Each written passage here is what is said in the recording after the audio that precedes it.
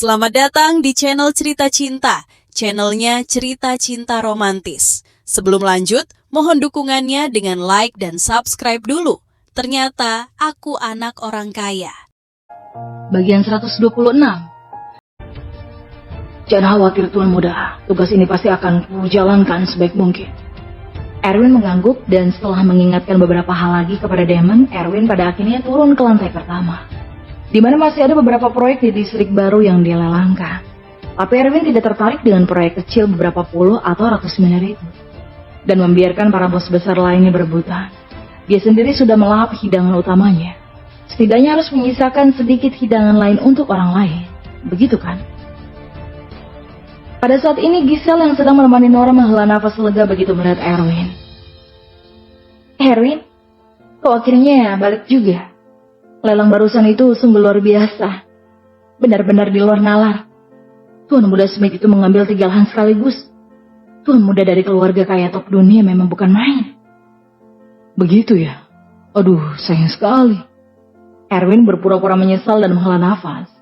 Kemudian melihat wajah tertekan Nora yang sedang duduk di sebelahnya. Jadi Erwin melangkah maju dan menghiburnya dengan khawatir. Nora, ada apa? Nggak apa-apa, aku mau pulang, kata Nora dengan sedih. Kalau begitu pulanglah, aku temani. Begini saja, malam ini kita clubbing. Akan kutraktir. Erwin berpikir untuk membuat Nora bahagia. Semua masalah ini ada karena Erwin. Jadi tentu saja harus diselesaikan sendiri. Wah, boleh. Nora tiba-tiba menjadi tertarik. Tapi menolak lagi begitu teringat dengan sesuatu dan ia berkata, tidak jadi deh. Mendengar Nora tidak jadi ikut, Erwin baru menyadari akan keseriusan masalah ini. Nora yang dulu sangat suka clubbing dan senang diajak, tapi sekarang terlihat mengubah diri untuk penggemar akutnya itu. Ini jelas masalah besar. Erwin tidak ingin Nora menaruh perasaan yang semakin mendalam, yang membuat Erwin merasa semakin bersalah. Malam ini kita ke flower bar terbesar dan termewah di kota Bandung. Kudengar selebriti atau bintang kecil juga akan tampil. Suasananya pasti meriah, terus kita tambah segelas anggur lagi. Bagaimana? Tertarik? Erwin tidak ingin Nora merubah diri menjadi seorang wanita bergaya dewasa. Karena Nora yang gila dan kekanak-kanakan adalah yang paling imut. Giselle di sebelahnya juga sepertinya mengerti apa yang dimaksudkan Erwin dan mulai membujuknya. Nora, flower bar itu adalah bar paling menarik di kota Bandung. Di dalamnya juga sangat mewah dan indah. Terlebih lagi setiap malam itu ada bintang kecil yang tampil. Kujamin pasti seru. Ayo kita pergi. Giselle juga memikirkan bagaimana caranya untuk membuat Nora bahagia. Serius? Nora tampak tertarik, tapi masih cukup ragu. Tak perlu ragu lagi. Ayo kita pergi. Lagian Erwin yang traktir. Ayo kita buat dia bangkrut. Giselle terus membujuk. Baiklah kalau begitu. Tapi sebentar saja ya. Aku harus pulang untuk lanjut siaran langsung. Nora berpikir ke clubbing sebentar seharusnya tidak termasuk kambuh kan? Baiklah, ayo, kata Giselle sambil menarik Nora dan berjalan keluar. Erwin merasa lega. Dia masih lebih menyukai sifat asli Nora daripada Nora yang anggun dan dewasa. Ini masih terlalu awal, jadi flower bar masih kosong. Jadi mereka bertiga kembali ke Villa Fancy Garden di barat kota dulu. Kemudian berencana pergi ke flower bar setelah makan malam. Setelah kembali ke Villa Fancy Garden, Erwin duduk di sofa sambil mengambil ponselnya dan melihat media sosial. Dia sudah lama tidak melihat Jocelyn. Begitu tahu Jocelyn akan diculik masih membuatnya sangat khawatir. Jocelyn di akun media sosial masih sama seperti biasa. Tampaknya selalu merekam lagu di studio. Dan kadang-kadang keluar untuk makan makanan lokal setelah meninggalkan kota Bandung. Masih suka makan seperti biasa. Mulut Erwin sedikit terangkat. Nora yang melihat ini saat lewat di belakang Erwin tiba-tiba merasa iri. Sepupuku, mereka keren. Bisa jalan-jalan dan makan makanan enak kemanapun dia pergi. Lihat saja penggemarnya saja sudah lebih dari 20 juta sejak edisi pertama. Wilderness Life, musim kedua resmi dirilis. Penggemarnya langsung meroket. Bikin iri aja. Kalau performamu bagus, aku akan membiarkanmu ikut edisi kedua, kata Erwin sambil tersenyum. Saat episode pertama dari musim kedua Wilderness Live secara resmi dirilis beberapa hari yang lalu, posisi sudah menduduki peringkat pertama. Tentu saja setengah dari hasil ini berkat adanya Jocelyn. Debut variety show Jocelyn sudah jelas adalah topik hangat. Setengah dari 10 topik hangat teratas di internet adalah tentang Wildness Live, yang menunjukkan betapa populernya musim kedua Wildness Live itu. Serius? Ini janjimu, jangan bohong ya. Nora akhirnya menunjukkan senyum gembira. Dia sudah menunggu ini sejak lama. Semua pekerja rumah yang dilakukannya setiap hari jelas demi tampil di Wildness Live. Erwin tersenyum, kemudian lanjut melihat ponselnya. Namun sebuah panggilan masuk mengganggu suasana hatinya. Erwin sedikit terkejut ketika melihat nama orang yang menelpon, karena itu adalah nomor ibunya. Apa jangan-jangan karena aku tiba-tiba menghabiskan 420 triliun di distrik baru ini, jadi mau minta penjelasan dariku? Erwin menelan ludah. Sebenarnya dia sudah memiliki persiapan mental untuk ini, karena orang tua mana yang tidak akan bertanya jika anaknya menghabiskan uang sebanyak itu sekaligus. Tetapi setelah Erwin mengangkat telepon itu, ternyata ibu Erwin tidak menanyakan hal tentang itu sama sekali, melainkan sesuatu yang penting lainnya. Erwin, besok aku akan ke kota Bandung untuk membahas tentang kontrak pernikahanmu dengan Jocelyn. Suara Susi terdengar dari telepon dengan nada serius. Pernikahan? Kesini besok? Erwin kaget karena tidak siap sama sekali. Ini terlalu mendadak. Mengapa tiba-tiba ingin datang untuk membahas tentang pernikahan? Apa berita tentang pernikahan ini sudah tiba waktunya untuk diumumkan?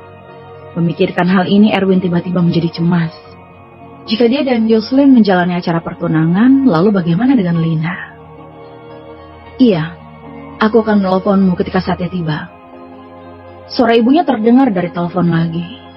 Erwin mengobrol sedikit lebih lama lagi dengan ibunya sebelum menutup telepon. Kemudian Erwin merasakan suatu firasat tertentu. Merasa bahwa penculikan Jocelyn dengan panggilan telepon yang tiba-tiba dari ibunya untuk membahas kontrak pernikahan ini memiliki hubungan. Tapi karena tanpa adanya petunjuk lebih lanjut, Erwin tidak dapat berpikir atau berspekulasi lebih jauh. Saat malam hari, Erwin baru membawa Giselle dan Nora ke Flower Bar. Flower Bar ini jelas merupakan salah satu bar kelas atas di kota Bandung. Mau dari segi dekorasi maupun pertunjukan merupakan posisi yang teratas di kota Bandung. Ada juga bintang kelas 3 yang sering diundang ke sini untuk bertamu. Sehingga Flower Bar sangat ramai dan suasananya sangat intens. Erwin bukan hanya menemani Gisela dan Nora, tapi sekaligus menjadi pelindung. Karena bagaimanapun, Flower Bar ini adalah tempat yang ramai dan bising. Jadi menemui orang yang berniat jahat pada paras cantik yang dimiliki Giselle dan Nora itu adalah suatu hal yang tidak dapat dihindari. Wah, tempat ini mewah sekali. Sepertinya ada rapper yang tampil di sini malam ini. Nora memandang poster di depan bar yang mengiklankan seorang rapper bernama Teguh yang akan tampil malam ini. Puas bukan? Ayo kita minum-minum, ujar Giselle sambil menarik Nora ke dalam. Erwin kehabisan kata-kata sambil menggelengkan kepala, kemudian segera mengikuti langkah mereka. Bar ini sangat bising dan penuh dengan orang-orang. Giselle dan Nora sudah menarik perhatian para pria walau baru saja berjalan masuk. Tetapi untungnya Erwin mengikuti mereka dari dekat. Jadi tidak ada yang datang untuk menghampiri mereka.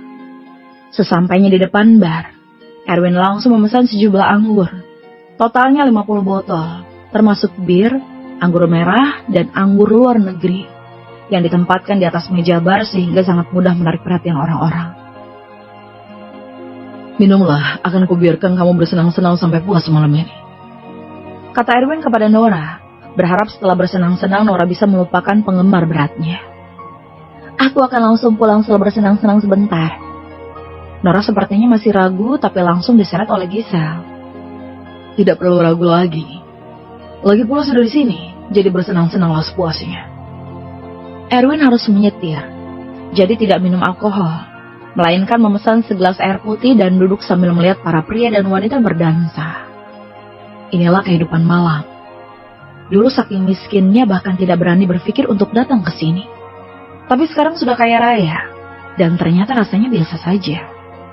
Saat Erwin sedang emosional, seorang wanita seksi dengan pakaian yang cukup terbuka tiba-tiba mendatanginya dan berkata dengan sedikit sapaan genit. Hai tampan, kamu pesan anggur sebanyak ini tapi hanya minum air putih. Sengaja nunggu aku samperin ya? Erwin sedikit terkejut karena tidak menyangka dirinya berpakaian sangat sederhana akan dihampiri oleh gadis. Ambil sendiri kalau mau minum. Erwin berkata dengan senyum tipis di sudut mulut dan menyadari bahwa wanita ini mungkin datang demi anggur-anggur di atas meja. Kalau begitu aku tidak akan segan-segan lagi. Sambil berbicara, wanita itu mengambil sebotol anggur dan membukanya. Kemudian menuangkan segelas untuk dirinya sendiri. Dan tanpa sadar mencodongkan tubuh ke arah Erwin. Dia bahkan dengan sengaja sedikit menarik bajunya ke bawah dan bermaksud untuk menarik perhatian Erwin. Namun sebelum Erwin sempat melihat, Giselle sudah memelototinya terlebih dulu. Maaf Nona, si tampan ini sudah ada yang punya, kata Giselle sambil meraih lengan Erwin yang artinya sudah sangat jelas. Aku kesini hanya untuk minum anggur, jangan salah paham. Wanita itu tersenyum genit, mengedipkan mata pada Erwin dan mengambil sebotol anggur sebelum pergi. Wanita itu jelas tak berniat baik, kata Giselle dengan sedikit cemburu. Erwin sedikit kehabisan kata-kata. Sejak kapan dia itu pria milik Giselle? Kamu tidak ikut bersenang-senang dengan Nora? Aku sudah tua, tak sekuat energi seperti dia. Giselle sebenarnya hanya ingin berduaan dengan Erwin, jadi membiarkan Nora bersenang-senang sendiri. Keduanya mengobrol sejenak, sehingga penyanyi kelas 3 muncul dari belakang panggung dengan pakaian rapi. Kemunculannya membuat orang-orang di bar bersorak-sorai, terutama para gadis yang tidak hanya berteriak-teriak tapi juga mengelilinginya. Para wanita berbisik-bisik di sana saat melihat Teguh. Teguh ini pernah ikut program penyanyi tertentu sebelumnya. Terlebih lagi juga cukup tampan, jadi bisa dikatakan lumayan terkenal dan populer di kalangan para gadis. Namun karena terlalu banyak orang yang menonton, jadi kerumunan di atas lantai dansa terasa sangat sesak. Erwin sepertinya melihat Nora tampak terhimpit di tengah kerumunan tak berdaya. Giselle, tunggulah di sini, aku pergi mencari Nora. Erwin takut jika Nora jatuh dan terinjak oleh kerumunan. Jadi ia langsung bergegas ke arah kerumunan untuk mencari Nora. Tapi Erwin terlambat. Nora kebetulan sedang berdiri di jalan yang akan dilewati oleh Teguh yang turun dari panggung. Jadi ketika dua penjaga keamanan sedang membuka jalan untuk Teguh, mereka langsung dengan kasar mendorong Nora hingga terjatuh tanpa meminta maaf. Erwin yang melihat ini menjadi cemas. Dia tidak lagi bersikap sopan dan menggunakan kekerasan untuk membuka jalan secara paksa. Setelah pembukaan nadi, Erwin sudah menjadi lebih kuat. Jadi bisa mendorong siapa saja yang berani menghalangi. Bukan hanya kedua penjaga keamanan itu, tapi bahkan Teguh juga sampai jatuh didorong oleh Erwin. Ini bisa menimbulkan masalah yang cukup besar. Tapi Erwin tetap menuju ke sisi Nora, membantunya berdiri dan bertanya dengan khawatir. Nora, kamu baik-baik saja? Untungnya ada kamu, Erwin. Kupikir aku akan diinjak sampai mati barusan. Nora ketakutan dan tubuhnya terdapat beberapa jejak kaki. Sepertinya memang telah diinjak beberapa kali setelah jatuh barusan. Ayo, keluar dulu. Di sini terlalu ramai. Erwin berencana untuk membawa Nora keluar secepatnya. Tapi saat berbalik, kedua penjaga keamanan tadi sudah memblokir jalan keluar mereka. Kamu baru saja mendorongku. Teguh maju ke depan untuk bertanya dengan kesal dan sedikit nada arogan. Memangnya kenapa kalau aku mendorongmu? Sudah sangat kutoleransi karena tak menyuruhmu meminta maaf. Erwin melawan balik sembari mengurutkan kening. Jangankan penyanyi kelas 3, bahkan seorang superstar sekalipun Erwin tidak takut sama sekali. Jelas kamu yang mendorongku. Kenapa aku harus minta maaf pada sepupumu? Apa itu masuk akal? Teguh tersenyum marah dengan amarah yang membara dalam hati. Apa maumu? Erwin mencibir. Teguh ini jelas punya pemikiran seperti seorang perampok. Dia tidak perlu minta maaf karena telah menjatuhkan orang lain. Tapi orang lain tidak diperbolehkan untuk memperlakukannya dengan hal yang sama. Apa dia berpikir populer hanya dengan menyanyikan beberapa lagu sudah boleh bertindak semena-mena seperti itu? Bersujud sambil minta maaf atau takkan kubiarkan kamu keluar dari flower bar ini. Teguh berkata dengan arogan seolah ada dukungan tokoh besar di belakangnya. Bersujud untuk meminta maaf padamu? Erwin mengurutkan bibirnya dengan marah. Teguh ini benar-benar bertingkah seolah-olah merupakan seorang tokoh penting saja. Saat mengatakan itu, Erwin langsung berjalan maju untuk menampar wajah Teguh dan menendangnya hingga terjatuh. Adegan tersebut mengejutkan semua orang hingga membuat mulut mereka terbuka lebar dengan ekspresi penuh tak percaya. Pria ini sungguh berani sekali. Bahkan Teguh sekalipun berani dilawan. Kedua penjaga keamanan tentu saja tidak tinggal diam saat melihat Teguh dipukul. jadi bergegas ke arah Erwin. Tapi mereka berdua bukan lawan dari Erwin dan langsung dikalahkan masing-masing hanya dengan satu serangan saja. Orang-orang di sekitarnya menonton kaget yang kedua kali. Gerakan pria ini sungguh luar biasa sekali. Pada saat yang sama ketika kedua penjaga keamanan dikalahkan, Teguh baru saja bangun dari lantai sambil terhuyung. Berani-beraninya menendangku. Aku ini diundang sama bos flower baru. Macam-macam denganku itu sama saja dengan tidak menghormati bos bar ini. Aku justru ingin lihat bagaimana kamu keluar dari sini hari ini. Begitu kata-kata itu keluar, Ripal yang merupakan bos flower bar bergegas datang dari belakang. Ia datang dengan tergesa-gesa. Bahkan penyanyi yang dia undang sudah dipukul, jadi mana mungkin dia tidak datang. Bos flower bar adalah seorang pria parubaya gemuk dengan telinga besar, berpakaian rompi kulit, botak dan memakai rantai emas. Terlihat jelas seperti seorang gangster. Apa yang terjadi? Ripal datang sambil diikuti oleh belasan bawahan dan bertanya dengan suara kasar yang tampak seperti mengancam. Bos Ripal, dia memukulku dan tak menganggapku serius. Teguh berlari ke arah Ripal dan mulai mengeluh. Hah, bisa-bisanya berani membuat masalah di flower barku, cari mati. Ripal mengayunkan tangan. Tak lama kemudian belasan bawahan di belakang langsung melangkah maju untuk mengepung Erwin dan Nora. Erwin tidak gentar sama sekali, tapi wajah Nora justru memucat karena saking takutnya. Situasi di tempat kejadian sudah sangat gawat, namun suara yang cukup indah terdengar dari kerumunan pada saat ini. Bos Ripal, mereka berdua itu adalah temanku yang barusan itu hanyalah salah paham. Suara itu adalah Giselle yang baru saja berhasil menerobos kerumunan untuk datang ke sisi Erwin dan Nora. Ternyata CEO Giselle. Ripal masih mengenal Giselle, karena sekarang status Giselle di kota Bandung sudah tidak seperti dulu. Orang yang mengenalnya tidak lagi memanggilnya Giselle, melainkan CEO Giselle. Jadi bisa dilihat bahwa statusnya bukan orang biasa lagi sekarang. Karena ini hanya salah paham. Saling minta maaf satu seharusnya sudah cukup dan kita anggap masalah ini selesai. Ripal ingin meminimalisir masalah ini begitu tahu Erwin dan Nora adalah teman Giselle. Tapi Teguh sepertinya tidak ingin berdamai begitu saja. Bos Ripal, aku sangat kecewa dengan sikapmu menyuruhku meminta maaf, itu tidak mungkin. Tak perlu meminta maaf padaku, cukup minta maaf saja pada Nora. Erwin mengurutkan kening dan berjalan mendekat ke arah Teguh. Ia membuat Teguh buru-buru bersembunyi di belakang Ripal. Ripal merasa kerepotan karena tidak menyangka Erwin akan begitu keras kepala. Giselle harus dihormati karena di balik Laos Group itu ada dukungan Hybrid Group. Dan keberadaan Hybrid Group di kota Bandung itu sudah tidak perlu dijelaskan lagi. Setelah berpikir sejenak, dia pada akhirnya mengingatkan Erwin. Teguh ini adalah seorang penyanyi di bawah naungan perusahaan hiburan Gibson. Kalau masih kamu paksa, perusahaan dan manajer di belakangnya tidak akan membiarkanmu begitu saja. Kita tidak sanggup menyinggung keluarga Gibson. Perusahaan hiburan Gibson itu milik keluarga Gibson yang dari Bekasi. Erwin tidak menyangka penyanyi kelas 3 ini berlindung di balik perusahaan hiburan Gibson, yang justru membuat benaknya muncul ide baru. Benar, keluarga Gibson dari kota Bekasi. Mereka itu keluarga terkaya peringkat ke-6, merupakan keberadaan yang tidak sanggup disinggung. Ripal dengan sengaja membesar-besarkan konsekuensinya untuk menakuti Erwin agar menyerah. Haha, kebetulan sekali keluarga Gibson yang sedang kuincar. Erwin tersenyum dan mendorong pergi Ripal untuk meraih Teguh. Ikut aku.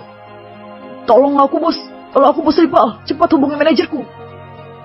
Teguh tidak menyangka bahwa Erwin akan seberani itu sampai menyeretnya pergi, yang membuatnya panik. Wajah Ripal juga terlihat sedang kesulitan. Dia tidak boleh menyinggung perasaan pihak manapun, jadi hanya bisa melihat Erwin menyeret Teguh pergi begitu saja. Namun dia tidak bodoh dan segera mengeluarkan ponsel untuk menelepon manajer Teguh. Orang-orang di tempat kejadian juga tercengang. Siapa sebenarnya pria ini? Bisa-bisanya menyeret pergi Teguh di depan semua orang dengan begitu lantang. Bersambung.